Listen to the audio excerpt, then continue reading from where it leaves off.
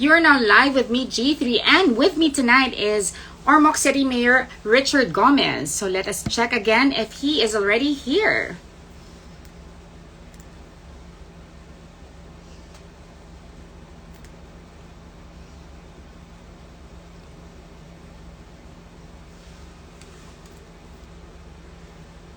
Ayan. Signal in the province is like super bad right now. So let's check if he's here.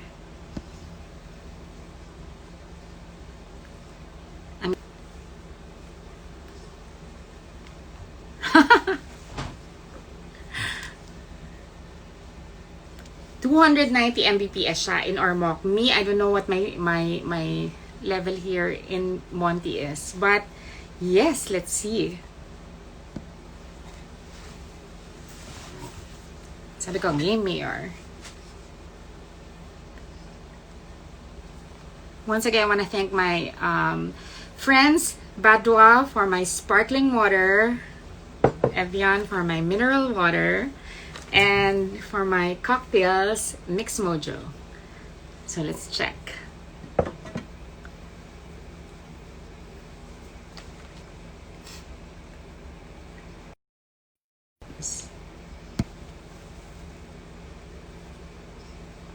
Ayan na. Let's check.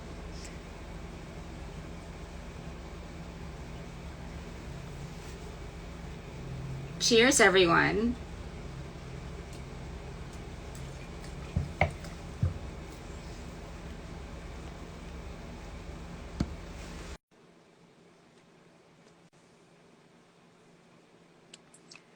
Mr. Richard Gomez.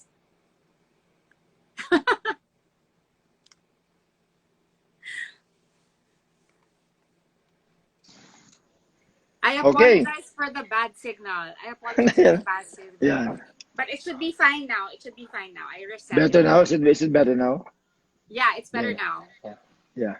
Okay. You were talking about your painting and you explained, but yes, di ba? Parang, I was thinking, parang your whole career, di ba? Parang your good looks, parang your good looks was an advantage to you in terms of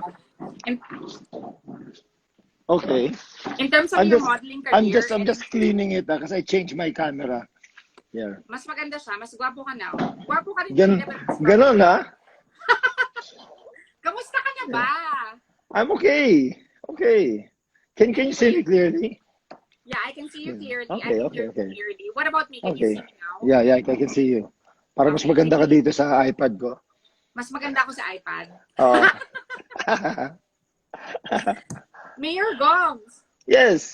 Di ba parang your good looks, it was an advantage to you in your modeling career, in your acting career. But would you say that it was sort of a disadvantage in your political career? Or not really. I remember when I was doing a movie with Sharon some decades back, and si Lino Broca yung director namin. I remember clearly, sabi ni Lino, you know that the disadvantage you have is that people hardly notice the good things that you do, acting or other things. Ang nakikita lang agad niya itsura mo, and it's a disadvantage. Yeah. So, totoo talaga. Because it's a disadvantage, sabi niya. Kaya that's why marami kayong ganyan eh. Kayong mga good-looking, magaling, pero hindi kayo nabibigyan ng mga awards kasi yung kagad yung nakikita nila. Parang feeling mo naging hindrance yung kagwapuhan mo dahil, di ba, parang they only see your physicality. Well, so if that's a hindrance, okay lang. So would you say in your political career, naging disadvantage siya? Kasi I remember that you ran several times for a national position. I voted for you for senator. I remember that you ran at some point for senator. Tapos binoto kita, di ba? Parang, did you always want to become a politician? Yeah, I had the will to serve. My first experience of serving was when President Erap appointed me as his presidential advisor for youth and sports, and then that really triggered. Yeah, that really triggered me to enter into politics. And then of course, aside from your acting career, diba, your sports career, diba, naging nag-fencing ka and everything. Tell us about like your drive to promote sports in the Philippines. I really enjoy playing sports. That's number one. Second, I do sports, and I entice young kids to get into sports, because I know that through sports we can take them away from drugs. And That's then true. That's we true. yeah yeah we teach them to become competitive. We teach them to become reliant. We teach them to become focused in things that they do, especially in sports or studies. Of all the sports that you were involved with, what is your favorite sport? Well, I began playing volleyball when I was young. I only played basketball when I was already in third year high school. But I became member of the national team in four different sports, in dragon boat racing, Yes. in fencing, in trap shooting, and in volleyball. What's your favorite? I love all of them. Equally, equally. Up to now, I still fence. I Yeah. do Me yeah, too. I do fencing here in Ormoc. I am the president of the Fencing Association, and I'm the president of the Philippine Modern Pentathlon. So both sports have a fencing element into it. So What can you say about all of our, di ba, syempre, volleyball has now like taken, a front seat. Like yes. lately, di ba, parang lahat ng tao, parang wow, volleyball is like a really good sport to be involved in. So what can you say about that? Well, volleyball is the second most played sport in the country, and when the Philippine Superliga began some years back, I spoke to I remember, I forget his name. Anyways, well, to the person who created the Philippine Sports, I go, why don't you come up with a volleyball league na kasama yung lalaki? Okay. Like, it's nice to watch boys playing volleyball. And then I even recommended, sabi ko, to make it more interesting, you know, let the boys wear short shorts para it's appealing, para it's sexy. Sabi ko, don't let these volleyball players wear shorts sa pang basketball, yung hanggang tuhod. Puruntong. Yeah, purundong, because I remember when I was young, when I was in high school and college, yung shorts namin, it was really short. Tek-tek shorts. Almost. Oo. Oh, oh, you know, of course, sex appeal is very important in sports.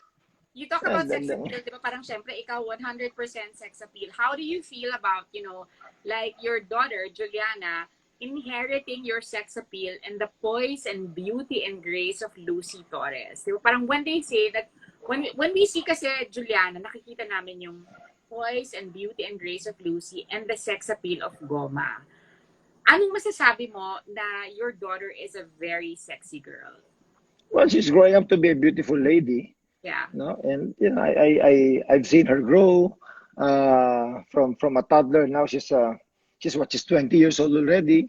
And 20. yeah, and nakikita ko maraming mga umaaligid-aligid ng mga lalaki sa tabi-tabi diyan. I had her But on the show kasi sinabi niya, okay, my dad is so cool. Like, I can introduce him to anyone. And he'd be so cool, di ba? Kasi most dads are like super protective. Lalo na kung only child at only yeah. girl, di ba? Yeah. What is your attitude towards, your only daughter, dating? Well, dating is a part of life, it's part of growing up. Hindi mo naman pwedeng pigilan na huwag kang mag-date. Eventually, if you do that, they'll end up making takas, and you don't want that to happen. So, ako naman, as a growing teenager at the time, I would allow her to go out with friends, enjoy sila, dinner sila, and then some of her friends would come to the house and join us for dinner. She would introduce me to different friends. Yeah. How would you feel So, like, for example, may pinapakilala siya sa'yo na guy? ano? Pag may Shorter? pinapakilala siya sa'yo na guy, ano na-feel Ah, mo? na guy? Napapaganon lang ako. Alam mo yung reaction na? Hindi mo sinescreen, hindi mo like, I'm hindi ka sobrang so meet the at parents, times hindi I'm ka at ganon. times I'm out of words, ha. Sometimes I just can't say anything. Ganun talagang buhay, ganun lang. Ganun lang reaction ko. Pero pero kasi si Andres Mulak, he was her date in his prom. Anong Yes. naramdaman mo nung tinanong ni Andres Mulak na maging date niya sa prom niya si Juliana? I remember si Aga texted me first. Sabi niya, paano pwede ako tumawag? Sabi ko, okay, okay. So, nung tumawag si Aga, sabi niya, gusto ko sing, gusto ko sing, sana ma-date ni Andres yan, no? Ma-date sana ni Andres si Juliana para sa prom niya. Ako sabi ko, let him call her. Kasi sa akin, okay lang yun. Dahil yun. That's how it all began. So, I guess si Andres called up si Juliana. So, nung night Sabi, na hindi, ito na, Oh, sabi ko sige. Aga. Sabi ko, Aga, pare, ano talaga, no? Ang bilis ng panahon, no? Ngayon, yung mga anak natin, sila na yung lumalabas, no? Tayo lang yung tumatawag sa mga magulang. Meron ba kayong common ex ni Aga? Siguro, I'm not sure. Bakit talaga?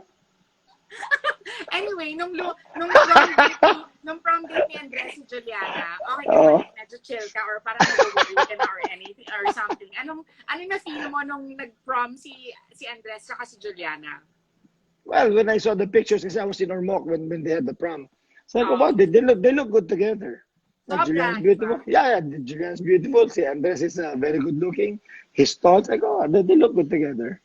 Pero sabi ni Juliana, sobrang friends lang daw talaga sila. As in, like, wala daw talagang like, friendship lang talaga. So, natuwa ka naman. Yeah, sabihan ni Juliana, you know that he's a very decent guy. Sabi ko, yeah, Yeah, because his father and his mother, they're very decent people. that's true, that's true. Yeah, yeah. What do you miss about acting? A lot of things. I really miss a lot. I miss the work itself. I miss being with production people, talking with actors, watching myself Yeah. on screen. Oh, ang dami ko miss. Our last movie, I was part of the promo of our last movie, Three Words to Forever, with Catherine and Yeah. Sharon, di ba? What Yes, was it yes. like working with Sharon again? Yeah, After it was so many fun. years. It was actually nice because they came to Ormoc City and we Yeah. shot here for a long time. Initially, they were here for 3 weeks and then they left for 2 weeks and then balik ulit sila dito to finish the movie. So we really had a wonderful time shooting in Ormoc. And I was able to show them the beautiful places in our city. Of course, you shot a lot of movies with Sharon, di ba? Parang Yes. most of my favorite movies of yours and Sharon were like a lot, di ba? Parang I'm gonna ask you, like, what are the favorite things about, like you shooting movies with your favorite leading ladies? First and foremost, Sharon Cuneta. What's your favorite movie with Sharon? Well, I really like the last one, and Three then Words I to like, Forever. yeah, Three Words of Forever. I also like the movie I'm trying to remember the title, but the theme song of that movie was Somewhere Down the Road. Tayong Uh, dalawa. tayo ba yun Ay, hindi, ending, mali. nakita kami sa Oo, highway. oo. Star And then we were Cinema. old already. Oo, Yes, Star yes. Cinema. Basta, yes, yes, yes, I remember That, that. that that's one of my favorites also. What about, Don Zulueta? What are your favorite movies with Don Zulueta? Well, Hihintayin Kita sa Langit. Of course, that's a classic. And then my movie with Don. I'm bad with titles, no? Ito same talaga yung course ko, pero nakakalimutan ko yung mga titles ng movie ko. Saka the good thing with Don Zulueta, sobrang fan din si Lucy ng love team niya, di ba? She would send her necklaces and Yes. everything. I would talk to Lucy, I would talk to Don, and then, parang sobrang fan si Lucy ng love team niya ni Don. And then, like a whole new generation, di ba, fell in love Yeah. with your love team because of your TV show, your teleserye, di ba? Yeah. What do you attribute your long-lasting, love team with Don Zulueta to? Siguro kasi maganda yung chemistry namin on screen. That's really number one. And then siguro andun na rin yung element that Don and I became real boyfriend and girlfriend. So Yeah. the How long fantasy were of you the people. together? How long were you together? Medyo matagal din. Matagal din. More than 2 years. Oh, wow. Okay. So may andun yung fantasy ng people sa love team namin. Oo. And then, of course, di ba, parang you also had like a wonderful, like movie career with Maricel Soriano, di ba? Oh Parang, yeah, yes. my favorite movie of yours is Ikaw Pa Lang Ang Minahal. Minahal. What That's a can you say beautiful about that movie. movie? I really love that movie. We shot that in Quezon, no? And then the script was fantastic. Ganda ng location namin. Ang ganda. And Maricel is such a fantastic actress.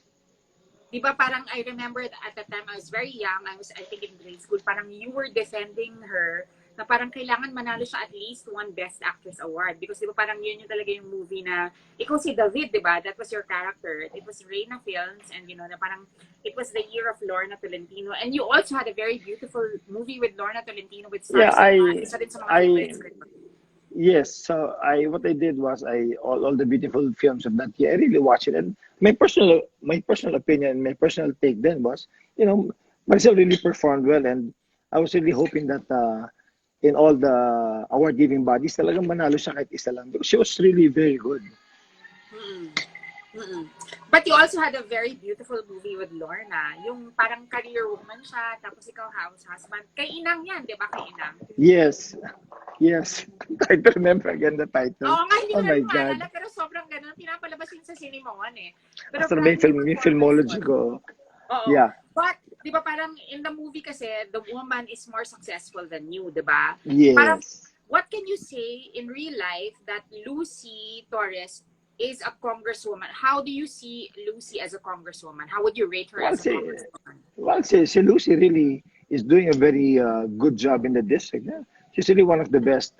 This is the best thing that ever happened to Ormoc City and the 4th District of Leyte. Under the term of Lucy, she's done so many good work, and she's improved the city a lot.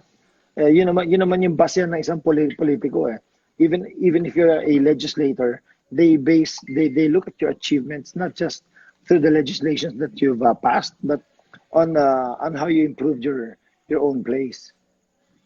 That's true. That's true. Siyempre, di ba parang Ormoc has a very, very low COVID positivity rate. I think you only have like 28 active cases. Am I right? Am I right? Actually, that's really the most that we've had now. On average, meron kami 1 or 2 lang kami all the time because of our very Wow. strict, because of you're our very strict strict. protocols. Naiba lang in this past 2.5 weeks kaya nagkaroon kami ng rise ng COVID because the regional IATF mandated us na kailangan daw i-relax namin yung mga requirements namin sa borders, and I told them sabi, this is my foresight. If you will relax the requirements sa borders, yung COVID incidence of COVID infection in Ormoc will definitely shoot up, and that's exactly what is happening now. That's Yung mga appors, ang appor is authorized persons outside residents. So these are the people from outside the area and then papasok dito para magtrabaho. For people who are not familiar with the borders of Ormoc, paano ba papasok ang mga tao sa Ormoc? Ano yung mga borders? Ang kailangan mo lang yung authorization mo to work, no? Then yung company ID mo, then we have a QR code system and the health certificate. And then you have to stay in one of the accredited hotels or apartments dito sa Ormoc City. So tinanggal ng IATF yung tinanggal nila yung showing of health certificate or yung results ng RT-PCR. Oh my God, why? And then tinanggal nila yung requirement na yung containment area. Oh. So hindi na namin sila ma-monitor when they come in. Unlike before, when you enter a hotel na accredited, meron yung may QR code scanner sila. So we know exactly kung saan sila umiikot. Now wala na. So these 28 active cases, you are able to monitor them. Well, all of the 28 cases are in the quarantine area now. But the problem with the problem with 28 cases, ang daming primary contacts na nadikitan nila. So all of the 300 people that are being monitored, imagine 300 people you monitor at the same time. And then magsaswabbing lahat yan, magte-test. We're expecting that in the days to come, may madadagdagan pa because of this relaxation ng requirements. Personally, when do you think this whole pandemic situation will be over? Because of course you have access to data, you have access to everything. When do you think that this will probably, start dying down? Not in the near future, G3. It'll take a long time. Oh yeah, my feeling is the whole 2021. The problem of COVID will still be here until a vaccine is really discovered. Okay. But in the meantime, what do we do? Like, for example, syempre, diba, the Christmas celebration, I expect that after the Christmas celebrations, the holidays, diba, parang magsaspike yan. Kasi parang hindi naman mapipigilan yung mga taong makipagkita sa mga kamag-anak, makipagkita sa mga loved ones, diba? Parang I feel like in January, there will be like a bit of a spike. What do you think is the projection that's going to happen in 2021 in terms of the COVID crisis? Well, because of the festivities that's coming up, and because of the flu season, definitely the rise in COVID infection will go up, no? And then it will go up then because syempre ang mga tao gusto mag-party, gusto get together. Eh yun yung pinakagusto ng COVID eh. Yung magsama-sama kayo, yung maghalo-halo kayo. That's the best way to really infect other people. Yeah. Oh. So to slow down the rate of infection, the best is really to wear a mask and then say hi, Juliana. That's Juliana. You got home na. Sabi ko sa kanya, can you help your dad later? Hi! Sabi niya, you're already doing live. Oh, live ta kami. I had her on the show. Sabi niya na parang you're so cool about like, like in terms of like suitors and everything. How do you feel that, syempre, di ba, Juliana has your sex appeal and she has like her mom's beauty, di ba? Parang, what is your advice to her in terms of, oh my God, she's there! Hello! Hi, we always chat a lot. Sabi ko sa kanya, like, what is your advice to her in terms of how guys are at that age? Well, she's very young. How were you at my age? How was I at your age? 20. I was a very good boy. 20 ka lang, diba? 20 ka lang. Yeah. I don't believe you. I appreciate it. No, I'm cool at that. Yeah, basta I go, you're young and definitely marami manliligaw sa kanya. You know, it is your right to choose who you want. But choose well. But choose well, please. Huh? Kailangan may approval mo? I always want his approval.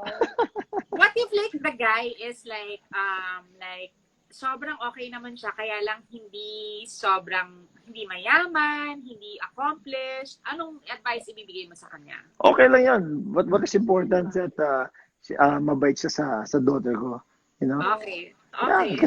Yeah, kasi yung yaman Z3, if you work hard, pag maswerte ka sa buhay, there's always a chance for you to improve in life. That's true. Yeah. What about like for example si Juliana, what if one day she comes to you and she says na parang, oh my God, this guy broke my heart. What will you do? What will you say to her as advice? I've seen her cry already. Oh, what do you tell her when she cries? Over a guy?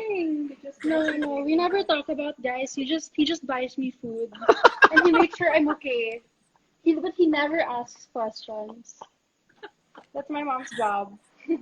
I know. Diba, your mom is more... Kalimutan mo na, relax ka lang, no?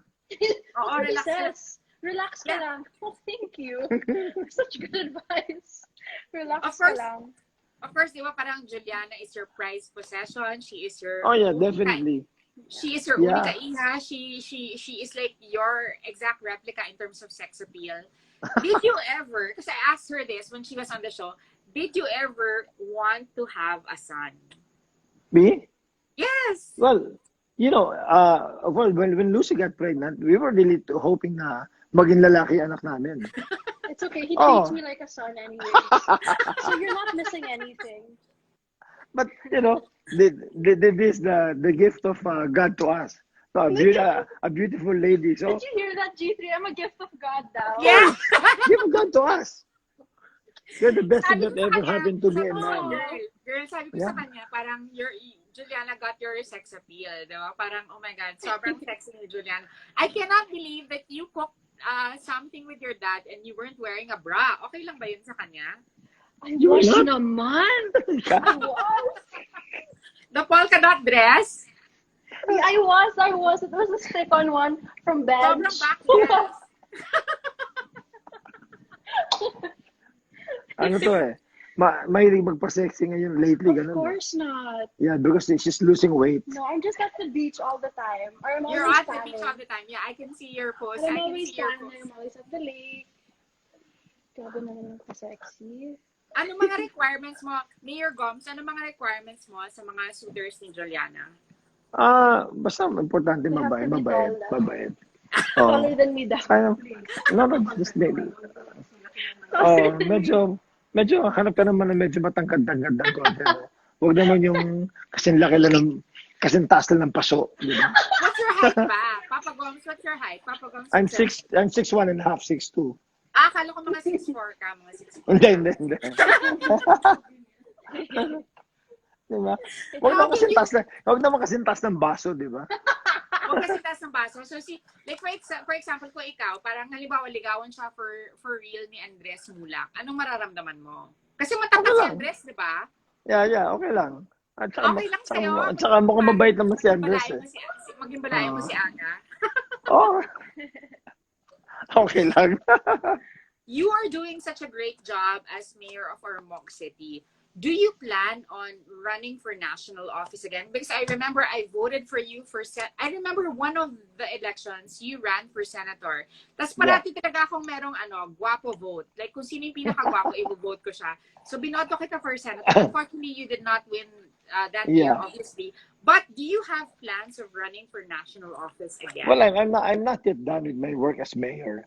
And there's so many things but that needs to be finished and needs to be done here in the city. So I'll stay here first. No, let me do what I need to do. Hindi ka talaga Bisaya, di ba?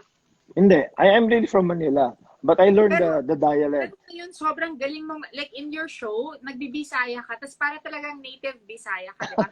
How do you feel that your show is gaining millions of views, equivalent to all of your like local young, YouTubers? You have millions of views just for cooking food. Anong nararamdaman mo when you see that you have a million views?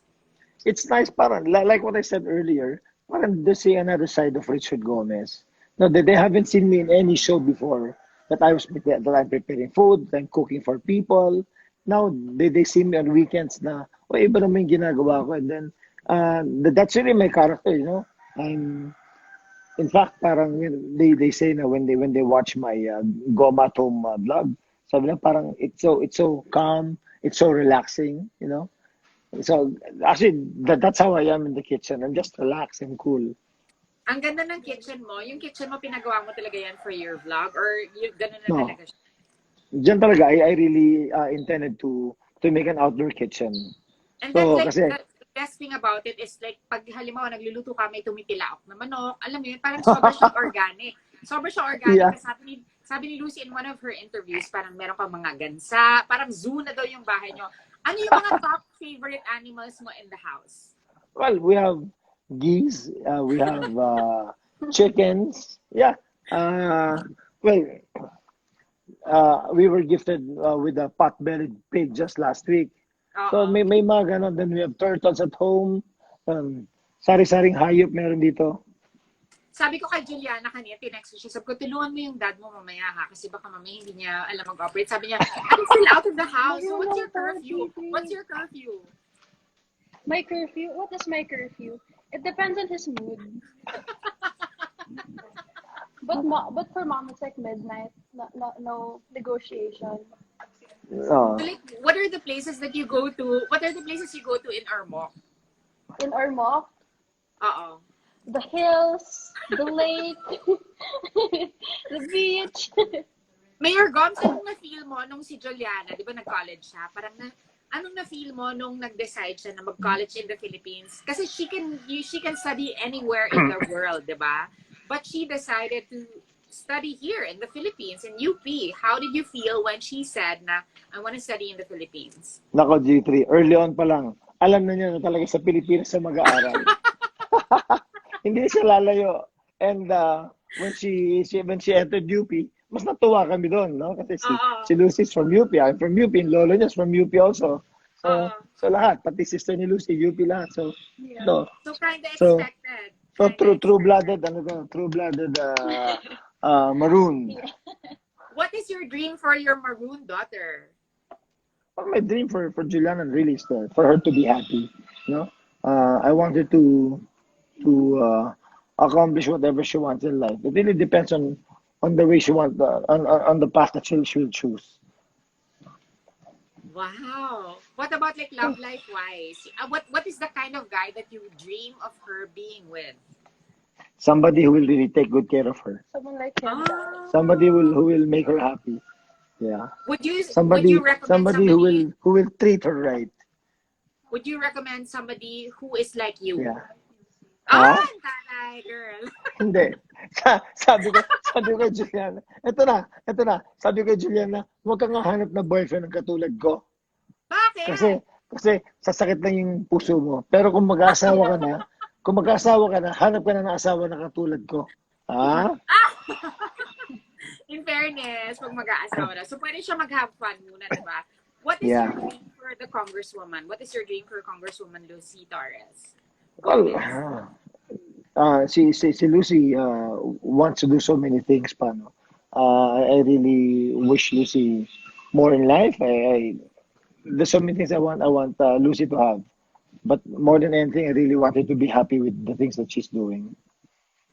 What is your dream for yourself in terms of the political, atmosphere? Ikaw, ano Me, yung gusto mong ma-achieve pa in your political career? Kasi syempre, di ba parang feeling ko tapos ka na rin with showbiz. Syempre, malayong-malayo na yung modeling. I mean, like, being an artist is something that you can do, like, sporadically and everything. Like, yeah. sports is something that you can pass on. But your political career is something that you are proving to be, like, one of the best mayors of in the country. Did you ever think that you would be lined up with all of the best mayors in the country?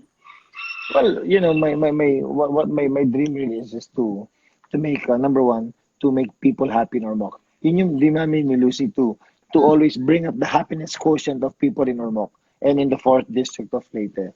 To for them to see that we're not just artistas. When we are given a task, we really do the best that we can, and we try to be the best all the time. So we can expect That's how an achiever we are. like maybe a second and third term for Richard Gomez as mayor in Ormoc. Yeah, I'm actually after this I'll be on my third term. After Yeah, on your so third term in yeah, si Lucy Ormoc. is on her fourth term now. Wow. So Yeah. after your third term in Ormoc, would you consider another national position? Like probably, like Congress or Senate or something? What do you I think don't in the really know. future holds for you? I don't really know where our political career will lead us to. Kung ano yung dumating, well, we will take it as it is. If it takes Lucy to higher office, then we'll support and take Lucy there. If I need to do other things after being a mayor, then I'll do it. That's great. I think parang kasi this whole COVID crisis really put a Yeah. spotlight on LGUs, local government units, and the fact that you only have 28. I mean, like, I'm not undermining the 28 COVID cases, but the fact that you only have 28 COVID cases means that it's very controlled. It means you can go to Ormoc and not have to worry about wearing a face mask or anything. Of course, we practice that, but I think that Yeah. that is proof that you are doing a good job. Oh, thank you so much.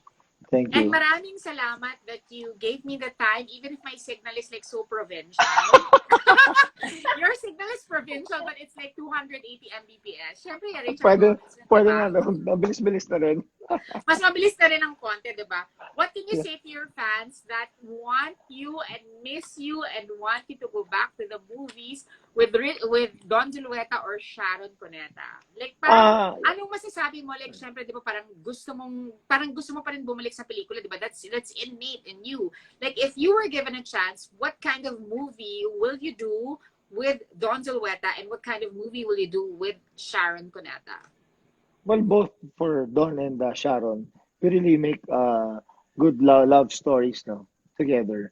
I'm hoping that one day I'll be able to shoot a movie with them. Pag hindi na ako masyadong busy being mayor of the city. Andiyan, pagtapos na siguro tong COVID na to, then hopefully I can do a movie with either Don or Sharon. If you're gonna do a movie with Don and Sharon at the same time, sila yung dalawang leading lady, who would you end up with? Hindi ko alam. In the movie! Mag-aaway yung fans. Thank you so much, Papa Goms, Mayor Goms. My God, my whole career, diba? Parang we've been working like on and off, I don't know, with this Christmas specials and everything. Thank you so much for doing all the good work that you do in the local government. Like when we look at our mock, we look at an example city. Na parang okay, ganyan, dapat progressive, dapat ganyan yung mga ordinances and everything, ganyan yung strictness. Maraming salamat because the fact that your family is there, the fact that Juliana is there and she is enjoying, 'di ba? It means that there is life in the provinces. What is your message to every single person that lives in the city who wants to, migrate to the provinces to have a safer, better, way of life? Well, we actually have a returning resident program, and we really encourage Ormocanos who are not living in Ormoc to really come home here in the city, especially if they're having a difficult time because of the conditions nowadays due to COVID. So we really welcome them and and embrace them. And when they come home, we have a place for them where they can have their 14 days mandatory quarantine, and that's for free to all of them. That's wonderful. That's wonderful. Juliana, what is the best thing about having Richard Gomez as your dad? Everything. Specify. He can cook. I mean, wow. The way he cooks, amazing. A1. And then he's also a really good coach, like with any sport that I do. Hindi. Mainit ulo ko. Yeah, Sino yung crush ko na friend mo? Juliana, sino yung crush ko na friend mo? Si Michael, Dad! Si Michael Burr. Michael Burr! Can you believe? She knows him. Yeah, he's like a superstar in TikTok. Thank you so much, Mayor Goms, Papa Goms. Thank you so much. I hope to Thank work you. with you again in the future, like when you do your movie with with Sharon and Don. Yeah. Bye, Juliana. Next time, You I take want to care. interview naman your mom, si Congresswoman. Yeah, next time si Lucy naman. O, sige, tulungan niyo ako. Thank you so much. Have a Okay. good night. And Ito, si Lucy's here. Lucy's here. Say hi. Say hi. sige, say hi. Yeah, then there's Lucy. Go! There she is. You have to be next na. I'll cook for you. Oh, you're next na daw, Luz. You're next na. Pwede ba next ka na? Hi, can you do next? Oh, pwede, pwede. Yeah, of course. Okay, sige. After Juliana and Richard, you next. Okay. Thank you so much. Have a good night, everyone. The Gomez Bye. family from Ormoc. See ya. Bye. Thank you.